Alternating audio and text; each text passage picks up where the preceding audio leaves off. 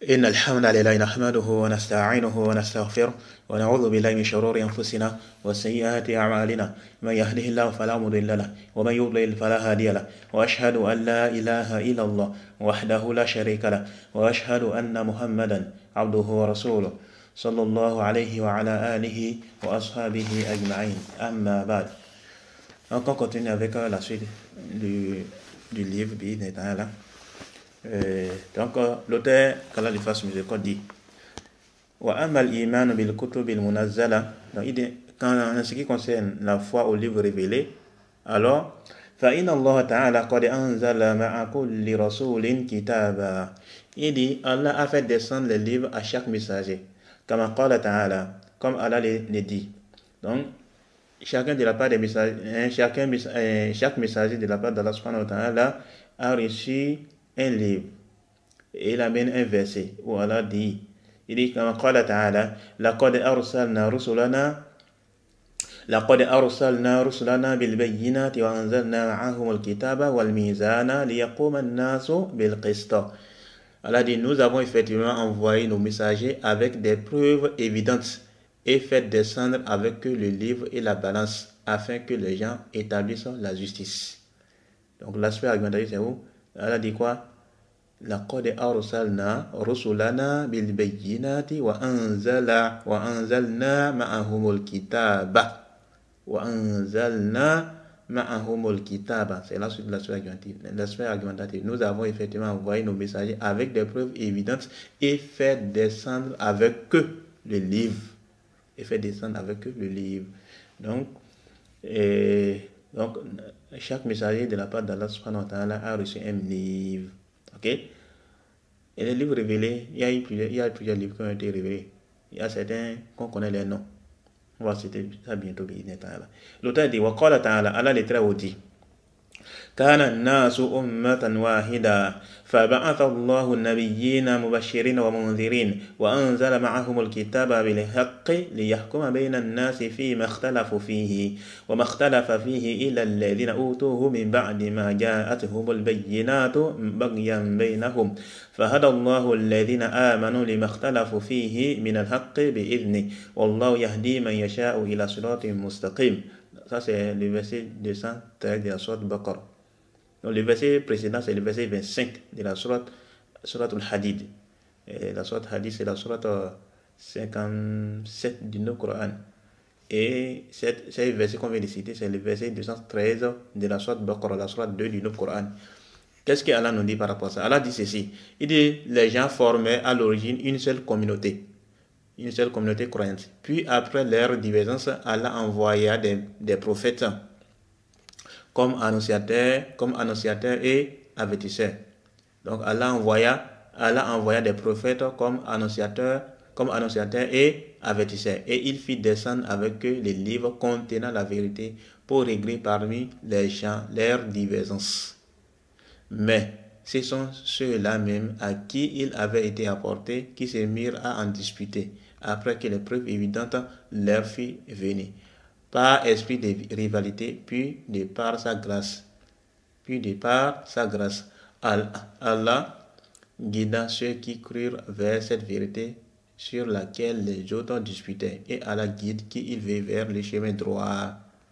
Ça c'est le verset 213 de la sourate 2 du Coran. Ensuite, le cheikh qu'Allah lui fasse miséricorde dit فَنُؤْمِنُ بِهَذِهِ الْكُتُبِ. Et il dit quoi? Nous croyons en ces livres. Donc les livres qui ont été révélés là, que ce soit le Coran, que ce soit la Torah, que ce soit l'Injil, que ce soit les feuillets d'Ibrahim et de Moussa, que ce soit la Zabour qui est révélée au prophète Daoud et d'autres livres qui ont été révélés dont on ne connaît pas les noms, on croit à tous ces livres là. On ne fait pas de distinction entre ces livres. On va dire on va croire à une partie, on va croire. Non, on croit à tous ces livres là. Sauf que les livres précédents ont été falsifiés, modifiés, altérés. C'est seulement le Coran qui a été préservé. Vous voyez, non? C'est seulement le Coran qui a été préservé et qui n'a pas subi des modifications ni des altérations. Et cela, c'est une grâce de la part d'Allah subhanahu wa ta'ala. Donc le cheikh qu'Allah le fasse miséricorde dit فَنُؤْمِنُ بِهَذِهِ الْكُتُبِ. Nous croyons en ces livres. وَنَعْلَمُ أَنَّهَا مِنْ عِنْدِ اللَّهِ. Et nous savons qu'ils viennent de la part d'Allah. Imtithalan li qawlihi ta'ala. Par soumission par soumission à sa parole, à la parole d'Allah. Elle a dit قولوا آمنا بالله وما أنزل إلينا وما أنزل إلى إبراهيم وإسماعيل وإسحاق ويعقوب والأسباط وما أوتي موسى وعيسى وما أوتي النبيون من ربهم لا نفرق بين أحد منهم ونحن له مسلمون. Donc Allah subhanahu wa ta'ala dit, c'est le verset 136 de la sourate Baqarah. Allah dit, dites, nous croyons en Allah et en ce qu'on excusez-moi. Donc Allah subhanahu wa ta'ala dit, dites, nous croyons en Allah et en ce qu'on nous a révélé et en ce qu'on a fait descendre vers Ibrahim et Ismaïl et vers Ishaq et Jacob et les tribus et en ce qui a été donné à Moussa et à Isa et en ce qui a été donné aux prophètes venant de leur Seigneur. Nous ne faisons aucune distinction entre eux et à lui nous sommes soumis. Oui, et à lui nous sommes soumis. Donc, on ne fait pas de distinction ni entre les prophètes ni entre les livres. Donc, on va dire on va croire à certains prophètes et on ne va pas croire à d'autres prophètes. Ça, c'est de la mécréance. Pareillement avec les livres. On lui a dit qu'on ne fait pas, on va croire à certains livres, on ne va pas croire à d'autres livres. Ça, c'est de la mécréance. Donc, croire à certains livres et délaisser d'autres livres là, ça, c'est de la mécréance. C'est pourquoi, et donc, par ces piliers là, on rend mécréants les chrétiens et les juifs. Pourquoi pas? Les chrétiens ne croient pas au Coran. Ils croient que le Coran, c'est n'importe quoi. Les juifs ne croient pas au Coran. Ils croient que c'est n'importe quoi. Ça fait partie des preuves qui montrent la mécréance des juifs et des mécréants. Et quoi? La mécréance des juifs et des chrétiens. Malgré il y a certains musulmans aujourd'hui qui prétendent que les juifs et les chrétiens sont des croyants. Alors, ils amènent certains versets qui sont quoi? Qui sont hors sujet. Et quand vous allez regarder ces versets-là, soit quand vous allez regarder ces versets et vous revenez vers les tafassirs des savants, soit vous allez voir on va parler de quoi? Qu'il s'agit des gens qui se sont quoi? Qui se sont soumis, qui se sont quoi? Islamisés. Parce qu'on va dire quoi? Les gens qui ont cru parmi les gens du livre et autres là. Donc on a dit quoi? Parmi les gens du livre. Maintenant, qui sont-ils? Quand on revient dans les tafassirs, on voit quoi? Il ne s'agit pas des chrétiens, des juifs, donc quoi, qui n'ont pas cru au message du prophète sallallahu alayhi wa sallam. Il n'est pas question de. Soit vous allez voir que les savants ont dit quoi, il s'agit des gens qui se sont islamisés. C'est bon? Il s'agit des gens qui se sont islamisés, donc des gens qui ont adhéré à l'islam. Ou soit il s'agit de quoi? Soit il s'agit des gens qui, avant la venue du prophète sallallahu alayhi wa sallam, mais qui ont cru en Allah subhanahu wa ta'ala. Donc, ça n'a rien à voir avec les chrétiens et les juifs qui sont encore présents après que le prophète sallallahu alayhi wa sallam soit arrivé et qui n'ont pas adhéré au message du prophète sallallahu alayhi wa sallam. Quoi? C'est pas de ces gens-là. Ok? Malheureusement, il y a certains musulmans aujourd'hui qui essayent d'essayer de droit chemin, malheureusement. Quand nous guidons sur le droit chemin. Donc, le cheikh continue, il dit wa qawlihi ta'ala, et la parole d'Allah, ya ayyuhalladhina amanu آمنوا بالله ورسوله والكتاب الذي نزل على رسوله والكتاب الذي أنزل من قبل ومن يكفر بالله وملائكته وكتبه ورسله واليوم الآخر فقد ضل ضلالا بعيدا. Allah les travaux dit, ça c'est un verset de la sourate Nisa. La sourate Nisa, c'est la sourate 4 du Coran et c'est le verset 136 encore. Allah dit, oh les croyants, ayez toujours foi en Allah, en son messager, au livre qu'il a fait descendre sur son messager et au livre qu'il a fait descendre avant. Quiconque ne croit pas en Allah, ok, il dit quoi? وَمَنْ يَكْفُرُ بِاللَّهِ وَمَلَائِكَتِهِ وَكُتُبِهِ وَرُسُلِهِ وَالْيَوْمِ الْآخِرِ فَقَدْ ضَلَّ ضَلَالًا بَعِيدًا. Donc quiconque ne croit pas en Allah ni en ses anges, donc quiconque ne croit pas en Allah ni en ses anges, ni en ses livres, ni en ses messagers ni aux jours derniers, alors il s'égare loin dans l'égarement. Ça c'est le verset 136 de la sourate Nisa. Il dit encore, wa qawlihi ta'ala, et la parole d'Allah, qul amantu bima anzala Allahu min kitab. Ça c'est la sourate Shura, le verset 15. Allah dit, et dit, je crois en tout ce qu'Allah fait descendre comme livre. Ouais, donc ça montre quoi? Ça montre que tout cela, ce sont des arguments qui indiquent qu'on doit croire à ces livres-là, tous les livres qui ont été révélés, et on ne doit pas faire distinction entre les livres pour dire qu'on va croire à une partie des livres et les autres livres-là, on ne va pas croire. Ou bien ce qui se trouve dans ces livres-là, on croit en une partie du contenu de ces livres et à d'autres parties du livre-là, on ne croit pas. Par exemple, quelqu'un va dire quoi, je crois à certaines parties du Coran, mais à d'autres parties du Coran, je ne crois pas ça. Ça, c'est de la mécréance.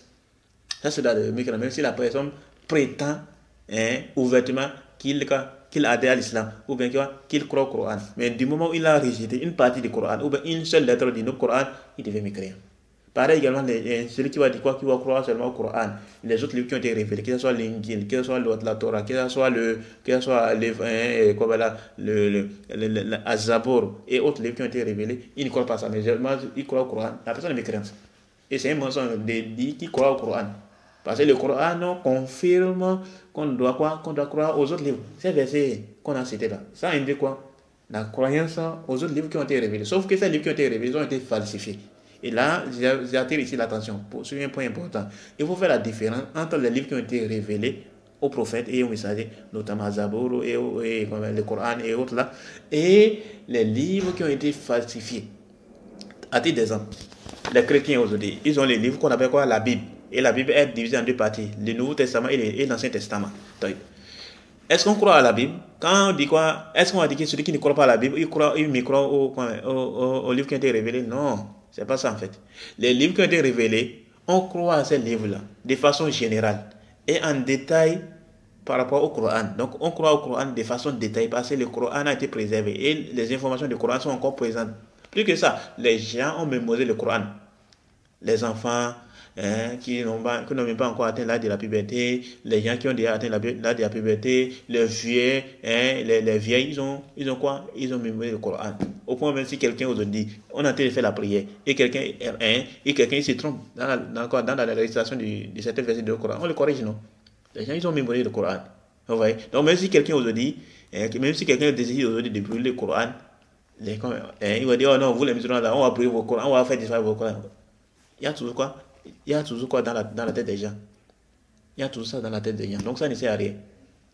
Sauf si Allah décide autrement. Et comme c'est venu dans les hadiths, que vers la fin des temps, le Coran va disparaître. Comme c'est contenu dans les hadiths du prophète sallallahu alayhi wa sallam. Donc le Coran a été préservé. Et c'est dans le cœur des gens. Les gens ont mémorisé ça. Et les gens, ils ont quoi? Ils essaient d'utiliser ça jusqu'aujourd'hui. Depuis l'époque. Jusqu'aujourd'hui, les gens ils sont en train d'étudier le Coran. Donc le Coran a été préservé. Et on connaît les informations qui se trouvent dans le Coran. Donc si quelqu'un s'élève aujourd'hui pour dire quoi, qu'il va falsifier une surah, les gens vont les détecter. C'est pourquoi même, il y a de cela quelques mois, j'étais tombé sur une publication où apparemment c'était une publication où on mettait en garde contre la modification de certains versets. Parce que apparemment c'était quoi? Ils ont dit quoi? Que c'est l'État sioniste ou bien quoi là, l'État des juifs sionistes ou bien quoi, je sais pas trop. Qui ont essayé de modifier certaines lettres qui sont dans le Coran.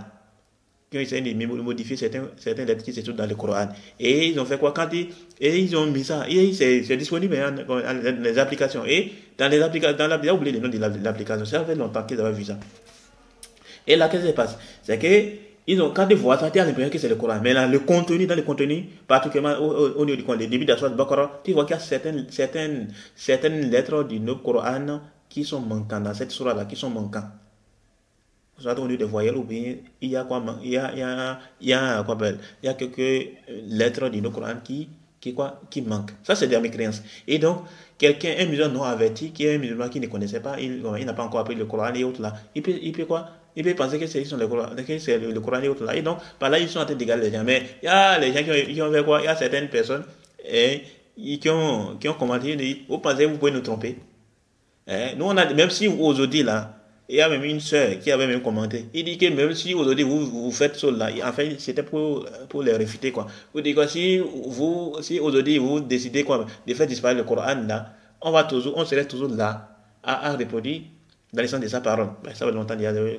On va reproduire encore le même Coran le même Coran qui a été descendu. Pourquoi? Parce que nous, on a déjà mémorisé cela, même depuis longtemps. On a déjà mémorisé ça.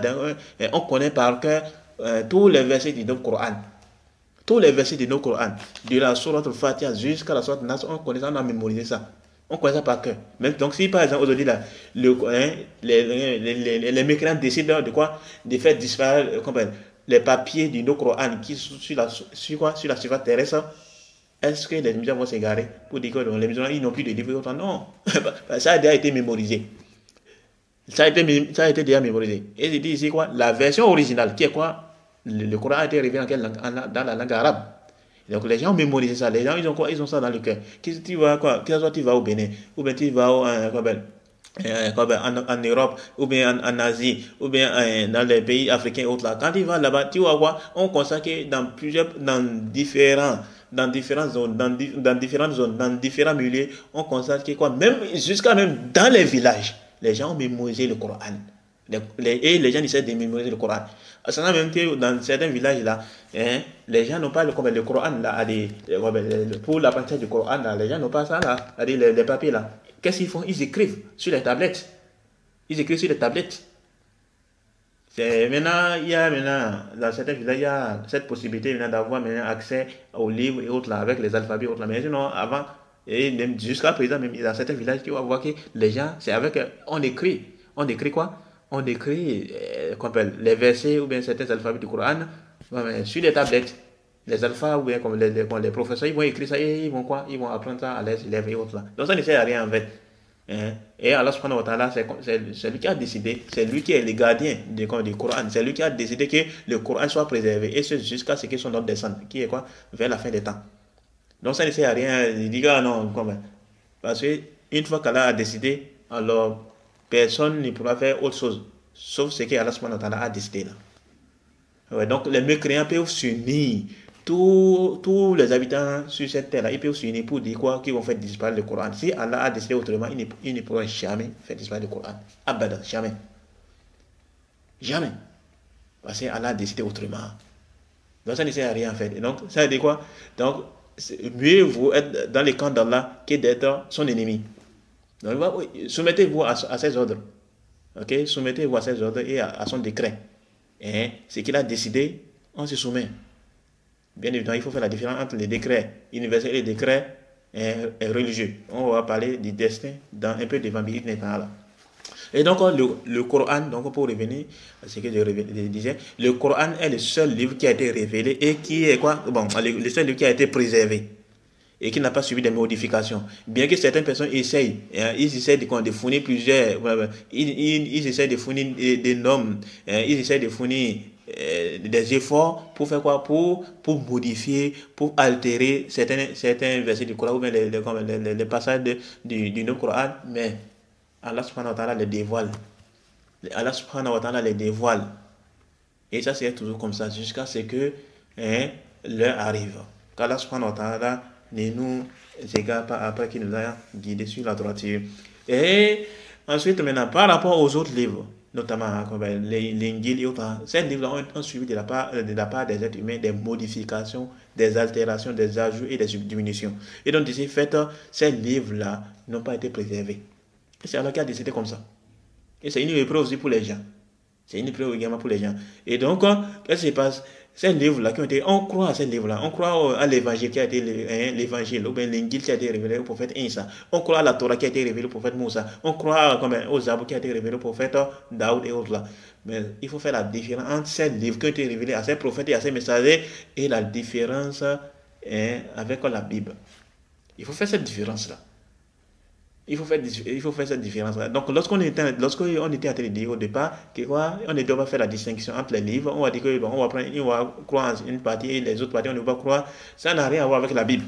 La Bible, ce n'est pas la parole d'Allah. La Bible n'a rien à voir avec les livres qui ont été révélés de la part d'Allah subhanahu wa ta'ala à ses messagers.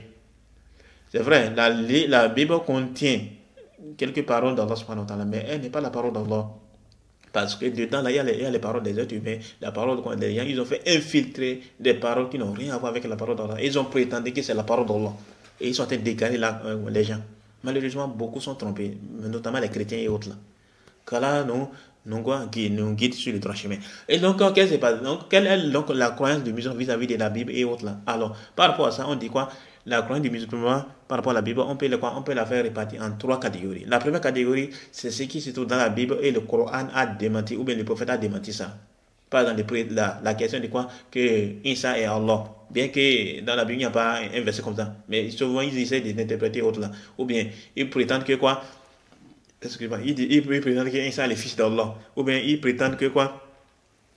Ils prétendent que ils ont dénigré certains prophètes, que ce soit les prophètes Daoud, les prophètes Suleiman et autres. Ils ont dénigré, ils ont fait des torts sur les prophètes dans la Bible là. Et on dit que les prophètes ont commis quoi, des sectes, les prophètes ont quoi, bu l'alcool et autres. Ça c'est quoi? Ça c'est des mensonges à l'égard des prophètes et des messagers. Ça c'est un mensonge. Ça, c'est un mensonge. Ils ont critiqué les prophètes Noé, ils ont même fait des temps sur les prophètes Adam, ils ont fait des temps sur les prophètes Ibrahim, et ainsi de suite. Ça, là, on ne croit pas à ça. On dit que c'est un mensonge. C'est quoi? C'est un mensonge à l'égard de ces prophètes-là. Les prophètes sont quoi? Sont innocents de ces accusations à l'égard. Ok? Et donc, on ne doit même pas douter sur la fausseté de ces informations-là. Un musulman ne doit même pas douter de la fausseté de ces informations-là. Par exemple, la question de quoi qu'Isa est mort sur la croix, ça c'est un mensonge également.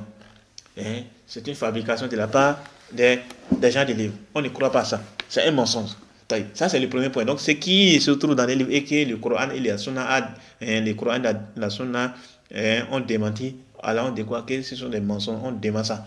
On ne doit même pas douter sur quoi les caractères mensongers de ces informations-là. Comme ce que j'ai déjà évoqué là. Que Isa est le fils d'Allah, ou bien Isa est mort, ou bien quoi il a ressuscité. Ça c'est des mensonges seulement. Ça c'est des mensonges seulement. On nous a informé que Isa a été élevé, il n'est pas mort. Il est toujours vivant jusqu'à l'heure où je parle là. Isa est toujours vivant. Et vers la fin des temps, il va descendre. Comme cela est confirmé dans les textes authentiques. Ensuite, également la question de quoi la critique à l'égard des prophètes, ils ont fait des temps sur les prophètes. Ça c'est très grave ça. Et tu vois même quoi, et tu vas voir, il y a beaucoup de commentaires, surtout des Adam, avec sa femme Hawa, qui sont quoi les deux parents de l'humanité. Ils font les temps sur ces choses-là. Et tu vois, ils vont faire des vidéos par rapport à ça. Ils font même quoi sur les réseaux sociaux. Tu vois, ils se sont en train de se moquer d'Adam et de cela. Ils vont faire des vidéos. Ça, c'est quoi? Ça, c'est de la mécréance. Ça, c'est de la mécréance. Hein? Allah s'en.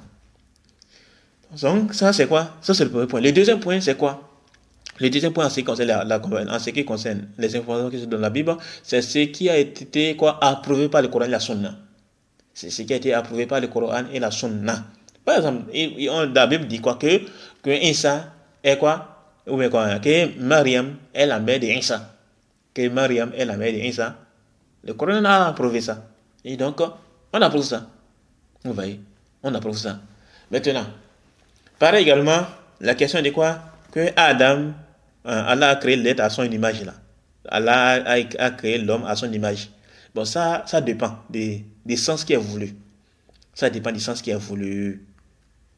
Si le sens qui est voulu, c'est pour dire que la réalité, la manière dont Allah subhanahu wa ta'ala, dans la manière dont l'être humain est, dans le comment, c'est la même que Allah, ça c'est faux.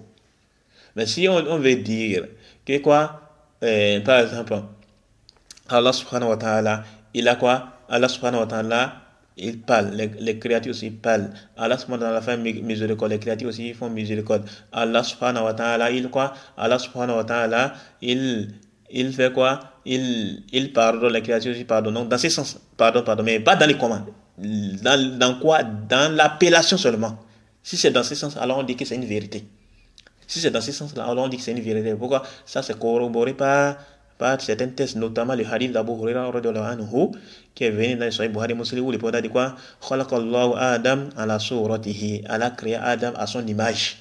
Ça veut dire quoi à son image? C'est vrai, les gens ont divergé, mais ce qui est juste, c'est que Allah a créé Adam à son image, c'est-à-dire à l'image d'Allah. À l'image d'Allah. Et les gens disent quoi? Dans quel sens? Dans le sens où Allah subhanahu wa ta'ala, il a deux mains, les créatures ont deux mains. Allah fait miséricorde, les créatures font miséricorde. C'est dans ce sens. Dans quoi? L'appellation. Pas dans les commandes. Le command des attributs d'Allah est différent du command des attributs de ses créatures. La similitude n'est qu'au niveau de l'appellation. La similitude n'est qu'au niveau de l'appellation. Et on a déjà abordé ce sujet-là dans quoi? Dans les premiers cours. De quoi c'est les quatrième cours, non? Quand on a parlé des attributs d'Allah subhanahu wa ta'ala. Je crois que c'est le 4e cours. Pour ceux qui veulent des débats, ils peuvent retourner à ces darasana. Et quand ceux qui veulent également, ils peuvent également écouter le cours de Al-Aqidatu Al-Wasatiyya du frère Mohamed Ora. Et surtout l'introduction. Il a bien abordé ce sujet-là. Ok? Donc, ces hadiths-là, bien que les savants divergent aussi de la compréhension. Mais ils ont dit quoi? Mais la vie qui est aqrab, c'est quoi? C'est l'essence apparent. Allah crée Adam à son image. Et donc, et ce qui est voulu par son image, c'est-à-dire à l'image d'Allah. Et c'est de quoi? C'est quoi? C'est au niveau de quoi? De l'appellation.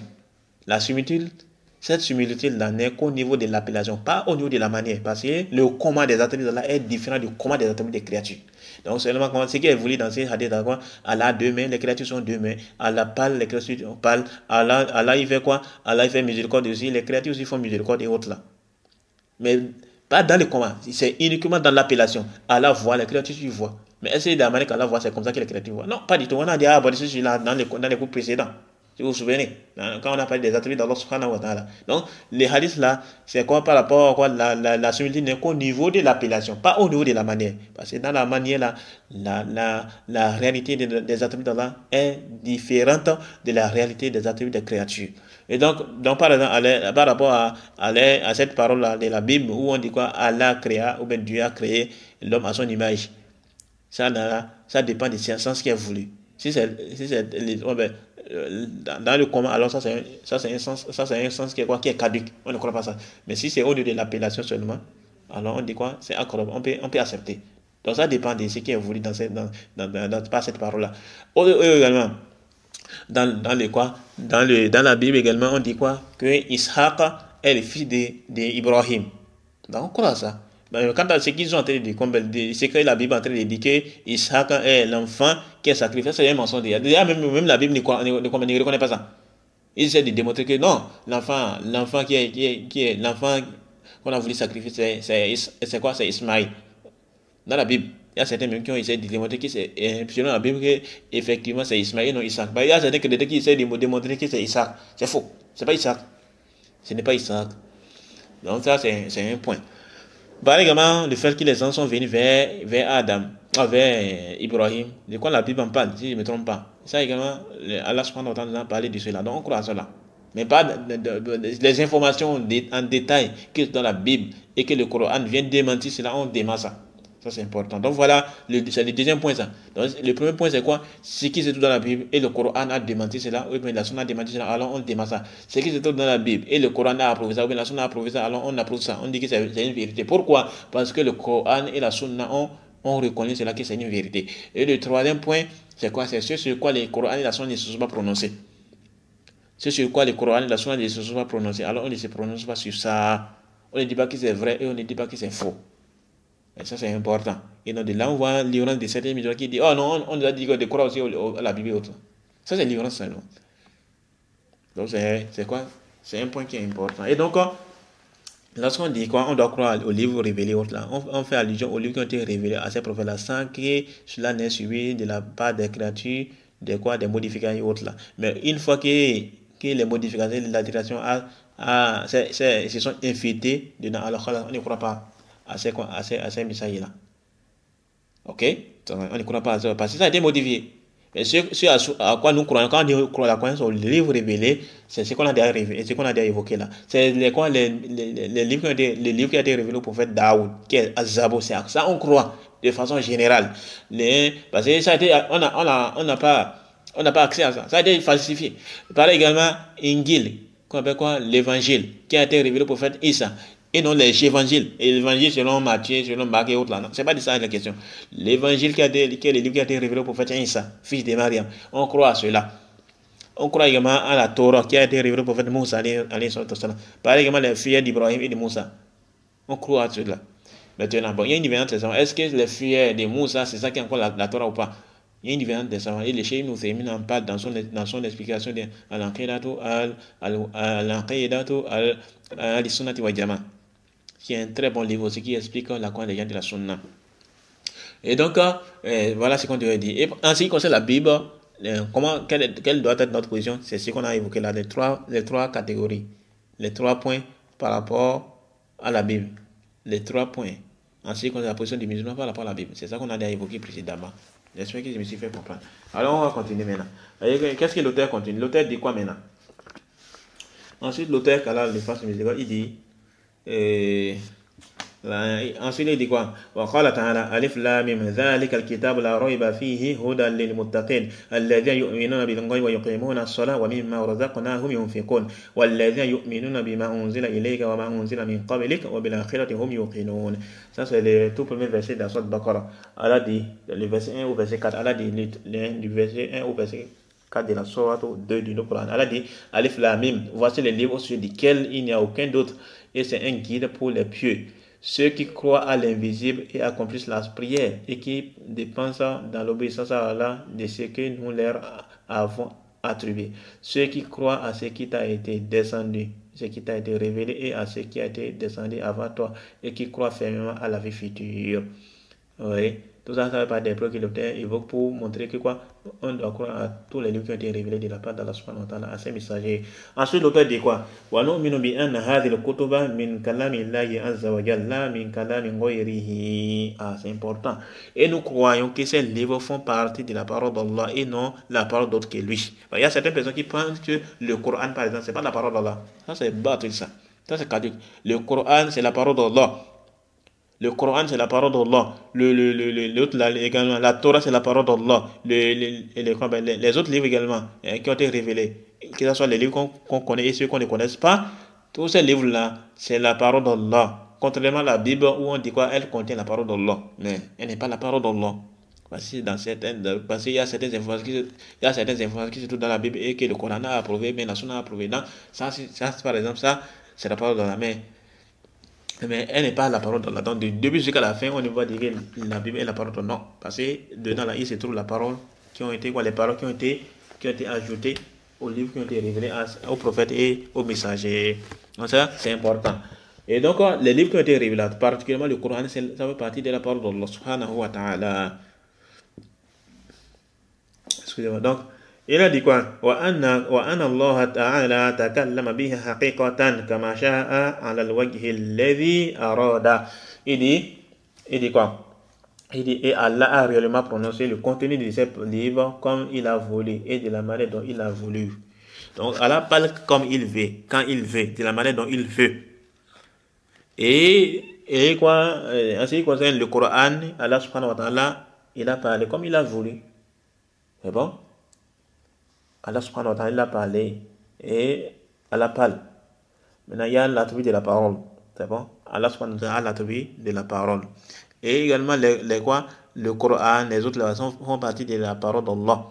C'est pourquoi on dit quoi? C'est justement la raison pour laquelle on dit quoi? Le Coran n'est pas créé. Parce que celui qui va dire que le Coran est créé, ou bien la Torah est créée, ou bien les autres livres là sont créés, ou bien ce sont des créatures, là, il est en train de dire quoi indirectement? Que la parole d'Allah est créée.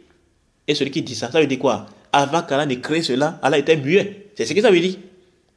C'est ça indique quoi? La mécréance. C'est justement la raison pour laquelle on dit quoi? La croyance des gens d'Astronautes, c'est quoi? Le Coran, ou bien les livres qui ont été révélés, c'est quoi? Ce sont les paroles d'Allah. Et ils ne sont pas créés. Celui qui va dire que le Coran est créé, ou bien les autres livres qui ont été révélés de la part d'Allah sont créés, ça c'est de la mécréance.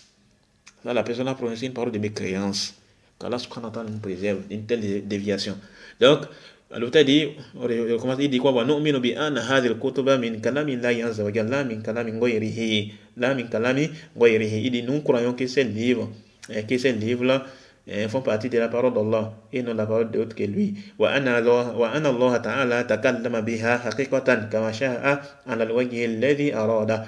Et que ces livres-là, et que Allah, le Très-Haut, a parlé, et que Allah, le Très-Haut, a réellement parlé, il a réellement prononcé le contenu de ces livres comme il a voulu, comme il a voulu et de la manière dont il a voulu.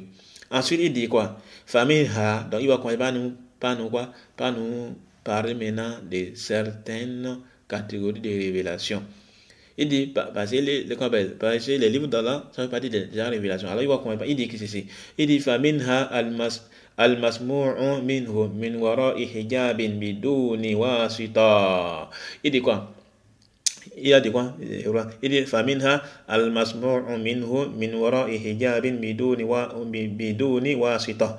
Il dit, parmi les sortes de révélations, Parmi les sortes de révélations, il y a ce qui est entendu derrière un voile, sans intermédiaire. Kama kallama Allahu Musa taklima biduni wasita.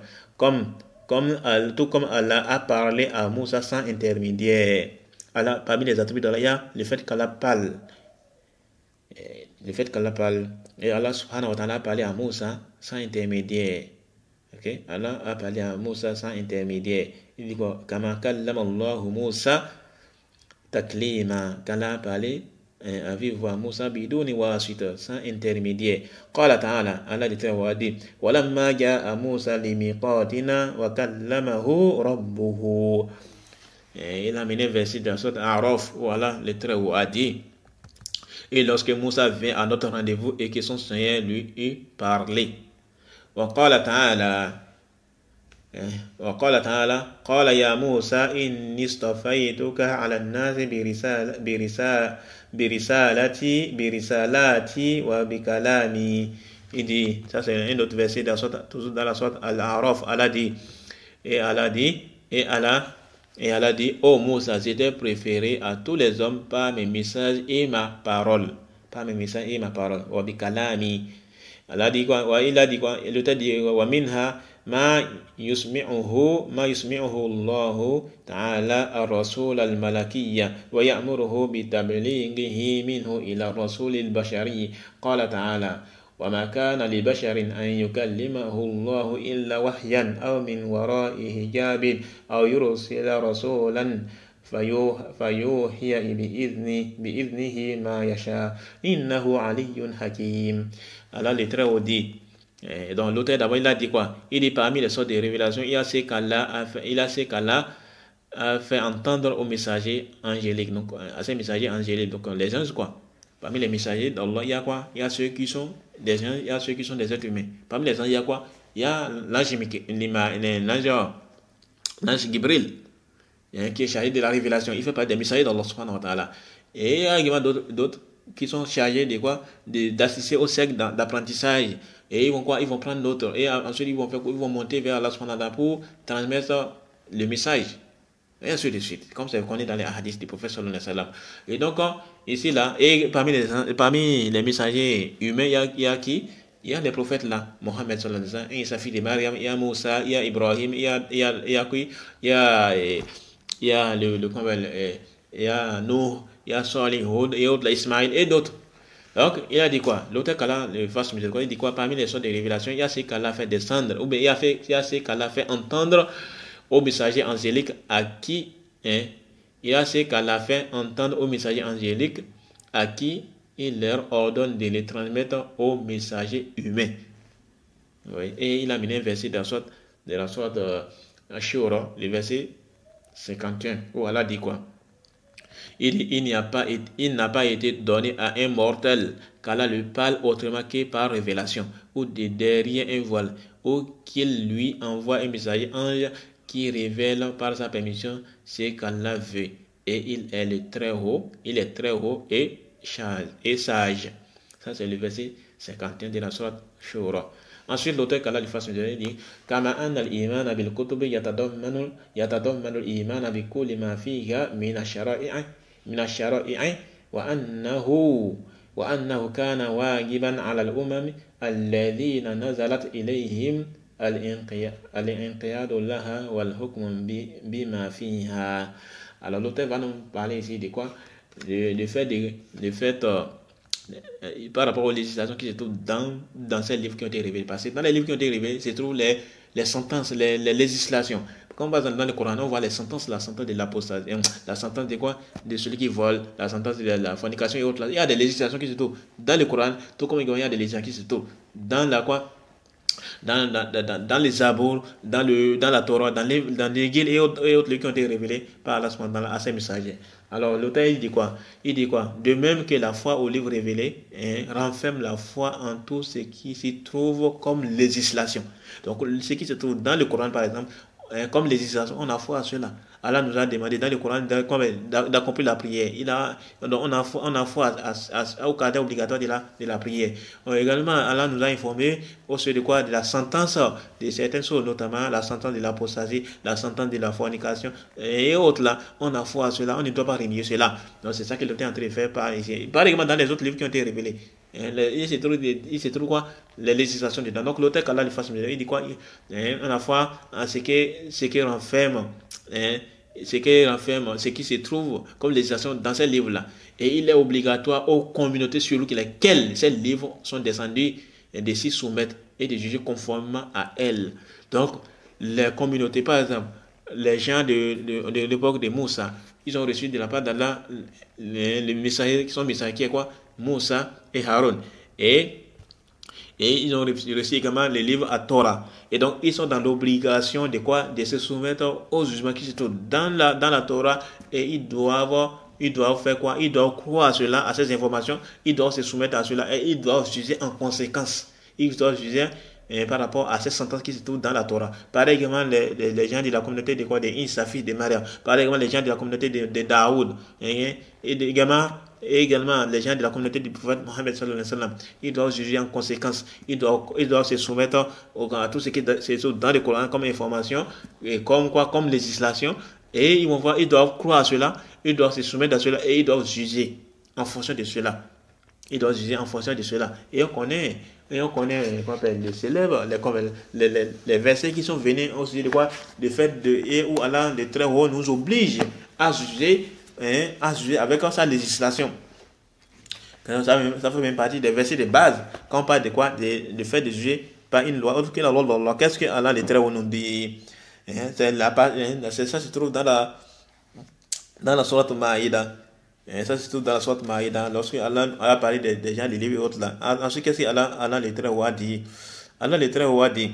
Il dit وَمَنْ لَمْ يَحْكُمْ بِمَا أَنزَلَ اللَّهُ فَأُولَٰئِكَ هُمُ الْكَافِرُونَ. Et ceux qui ne jugent pas d'après ce qu'Allah fait descendre, voilà les mécréants. Et dans d'autres versets, il a dit quoi? Il a également dit, ça c'est le verset 44 de la sourate 5, et dans le verset dans le verset 45, elle a dit وَمَنْ لَمْ يَحْكُمْ بِمَا أَنزَلَ اللَّهُ فَأُولَٰئِكَ هُمُ الظَّالِمُونَ. Et ceux qui ne jugent pas d'après ce qu'Allah fait descendre, voilà les injustes. Et dans le verset 48, Allah le très haut a dit, c'est le verset 48, non, mais c'est quel verset même? Non, le verset 47 plutôt. Allah dit وَمَنْ لَمْ يَحْكُمْ بِمَا أَنزَلَ اللَّهُ فَأُولَٰئِكَ هُمُ الْفَاسِقُونَ. Et ceux qui ne jugent pas d'après ce qu'Allah fait descendre, voilà les pervers. Donc on voit quoi? Tout cela nous indique quoi? L'obligation de juger en fonction de quoi? De la législation d'Allah subhanahu wa ta'ala. Et donc les gens de la législation, les gens à l'époque de Moussa, ils doivent juger en fonction de quoi? De ce qu'Allah a fait légiférer comme loi qui se trouve dans quoi? C'est qu'Allah, la législation qui se trouve dans la Torah, ils doivent juger obligatoirement avec ça. Les gens à l'époque de Isa, ils doivent juger en fonction de quoi? De la législation qui se trouve dans l'Injil, qui est le livre qui a été révélé au prophète Isa. Et les gens de la communauté du prophète Mohammed sallallahu alayhi wa sallam doivent juger obligatoirement en fonction du Coran. Donc celui qui les juge par une autre loi qui est la loi d'Allah, que ce soit les gens à l'époque de Moussa, ou bien les gens à l'époque de Isa, ou bien les gens à l'époque du prophète Mohammed sallallahu alayhi wa sallam, jusqu'à cette époque, jusqu'à la fin du temps, ceux qui vont juger par une loi autre que la loi d'Allah, ils sont dans un grand danger. Sauf qu'il faut faire attention, il y a des détails par rapport à la sentence. Celui qui ne juge pas d'après la loi d'Allah, quelle est sa sentence? Il y a des détails par rapport à ça. Il y a des détails par rapport à ça. Contrairement aux Khawari et les Koutoubis et les Sorori qui sont égarés en train de quoi? Ils ont pris ces versets-là dans le sens apparent, ils ont commencé à rendre méfiants les dirigeants et autres là. Et ils vont restreindre ces versets-là aux dirigeants. Alors que non, ça concerne tout le monde. Toi, père de famille, tu ne juges pas avec la loi d'Allah, tu es concerné par ces versets. Toi, on t'a demandé de trancher. Il y a des personnes qui sont en train de se bagarrer et tu devais venir trancher. Et tu n'as pas jugé avec la loi d'Allah, tu rentres dans les versets. Donc c'est pas seulement restreindre aux dirigeants, aux gouverneurs. Il y a certaines personnes qui essayent de restreindre aux gouverneurs. Non, parce qu'Allah dit quoi? Allah dit quoi? Dans le verset, Allah dit quoi? Wa mal lam yahkum. Wa mal. Donc il y a de quoi? C'est quiconque. Ça englobe tout le monde. Que ce soit les dirigeants, les gouverneurs, les juges, les pères de famille, toute personne qui veut juger et qui ne juge pas avec la loi d'Allah, il rentre dans les versets. Maintenant, est-ce que c'est des mécanismes ou pas? C'est des grands mécanismes ou pas? Ça, il y a des détails par rapport à ça. C'est important. C'est important. Et le cheikh Mohamed Abou Hazim a écrit un très bon livre sur ce sujet où il a exposé en détail la question du quoi de juger il a même des, c'est pas un seul livre, il a écrit plusieurs livres même, où il a exposé en détail ce sujet-là. Il a refusé les shubuhat, les ambiguïtés des Khawari et autres là, qui essaient de duper, de tromper les gens. Et ils sont en train de les dirigeants, n'importe comment. Qu'Allah nous guide sur le droit chemin. Ensuite, l'auteur, qu'Allah lui fasse miséricorde, il dit quoi? Donc, l'auteur, il dit quoi? Il a dit quoi? Ils doivent faire quoi? Que les gens, donc, ce qui se trouve dans ces livres-là, ce qui se trouve comme législation dans ces livres-là, il est obligatoire aux communautés sur lesquelles ces livres ont été révélés, de se soumettre. Donc, ils doivent se soumettre à ce jugement, à ces législations. Et ils doivent juger conformément à conformément à elle. Donc, conformément à ces législations qui se trouvent dans les livres. Et l'auteur qu'Allah lui fasse miséricorde, il dit quoi? Il dit wa anna hadhihi al-kutuba yusaddiqu ba'daha ba'da la yukadhibuhu. Ah, ça c'est important. Et il a dit quoi? Également, ça fait partie des points qui rendent dans la foi aux livres révélés. Il fait comprendre que quoi? Que ces livres se confient mutuellement et ils ne se demandent pas. Donc le Coran et la Sunna, le Coran, les Zabour, l'Injil, la Torah et autres là, tous ces livres là se confient mutuellement. Ils ne se demandent pas. Ils ne se demandent pas. Mais il faut faire la différence entre le fait de venir abroger une loi. Ça, c'est différent. Mais le fait de venir dire que les livres là, ils se demandent les uns et les autres, ça, c'est faux. Les livres là, ils se confient mutuellement. Et c'est de là on voit aussi l'ignorance de certains chrétiens et autres là, qui prétendent que le Coran a copié la Bible. Ça, c'est l'ignorance. Comment ça, le Coran a copié la Bible? Le Coran a copié la Bible comment? Le prophète, ce qui démontre ça même quoi? Le prophète, c'est quelqu'un qui est illettré. Le prophète, il est quelqu'un qui est illettré. Donc, comment il va copier? Le professeur de il est quelqu'un qui est illettré. Il va copier comment? Il va copier comment? Et Allah, le très a fait allusion à cet aspect-là. Si le prophète savait écrit là, les gens allaient se cacher derrière ça pour dire quoi? Non, on va copier et autres là. Mais le prophète c'est quelqu'un qui est illettré. Il ne sait pas lire, il ne sait pas écrire. Alors sur quoi alors, ce qui va vous dire que le Coran est venu pour copier cela? Malheureusement, il y a certains qui essaient de tromper les mineurs par rapport à ça. Les livres là, la Torah, l'évangile, l'Injil qui est révélé au prophète Isa, la Zabour et autres là, ils se confient mutuellement. Ils ne se demandent pas. Toutefois, il peut y avoir certaines lois qui se trouvent dans l'évangile et qui viennent abroger ce qui se trouve dans la Torah et autres là. C'est là on parle de quoi? De l'abrogation. C'est là on parle de l'abrogation. Mais sinon, si, par rapport à, sinon, en dehors de cela là, les livres là, se confirment. Ils ne se demandent pas. Par exemple, on voit, dans la Torah, on parle de quoi? On parle de l'adoration uniquement. Excusez-moi. Et dans l'évangile, on nous demande quoi? On nous dit de quoi? Il faut faire quoi? Il faut faire le shirk. Ça montre déjà ça indique quoi? Que ça se contredit. Et donc ça indique quoi? Que ça ne vient pas d'Allah. Parce que les livres là, se confirment mutuellement. Ils ne se contredisent pas, ils ne se demandent pas. Et donc, de là, on voit légalement de ce qui se donne la Bible, qui prétendent que quoi? Que Isa est le fils d'Allah. Et que le péché originel là, à travers la mort d'Isa là, on explique le péché originel. Ça, c'est des mensonges seulement. Ça contredit ce qui se trouve dans les livres révélés. Malheureusement. Donc, encore que Adam, quand ils ont péché, ils se sont repentis. Allah nous a informé ça dans le Coran, dans la sourate Araf, également dans la sourate Baqarah. Ils se sont repentis. Et Allah a accepté leur repentir. Et quelqu'un qui se repent d'un péché, c'est comme s'il n'a pas accompli des péchés. Donc il va falloir faire très attention. Et tu vois les chrétiens qui sont en train de se moquer d'Adam et de Hawa. Malheureusement. Surtout sur les réseaux sociaux, ils voient ça. C'est triste. Et ça, c'est la moquerie à l'égard des prophètes et des messages. Ça, c'est très grave. Le fait de se moquer. Se moquer des prophètes. Se moquer d'Allah. Se moquer de la religion. Ça fait partie des fonds de la mécréance. Qu'Allah nous guide sur le droit chemin. Qu'Allah ne nous égare pas. Alors, l'auteur qu'Allah lui fasse miséricorde, il a dit quoi? Ana hadhil kutuba yusaddiqu ba'daha ba'da la yukadhibuhu. Il a dit quoi? Donc, ça fait partie de la foi. Dans ce livre, il y a quoi? Le fait que ces livres-là, le fait de croire que ces livres-là, c'est quoi? Se confient mutuellement et ils ne se demandent pas. Maintenant, il va me parler de la question de quoi? De l'abrogation. On va parler maintenant de la question de l'abrogation. Mais bon, de quoi on a un peu duré. On a déjà fait tout ça. On va s'arrêter, Inch'Allah. On va continuer prochainement. On va continuer à partir de quoi? Wa anna nasakh al-kutubi al-ula ba'daha de haq. Ok, on va commencer par la prochainement. Donc on va s'arrêter ici. Subhanakallah wa bihamdik, ashhadu an la ilaha illa ant, astaghfiruka wa atubu ilayk. Assalamu alaikum wa rahmatullahi wa barakatuhu.